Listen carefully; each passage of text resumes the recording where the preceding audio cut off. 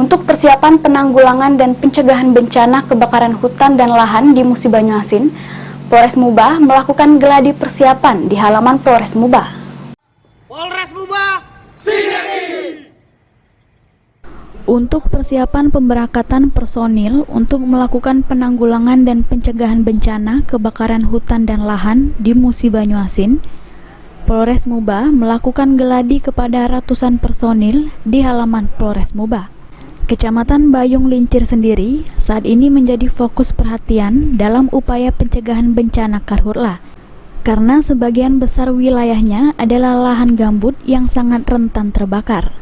Kabaks Op Polres Muba Kompol M. Ali mengatakan, dalam geladi tersebut, personil dari Polres Muba telah diberikan berbagai macam pembekalan, diantaranya terkait patroli, penyuluhan, tindakan preemptif dan preventif, serta tindakan hukum terhadap pelaku pembakaran hutan dan lahan.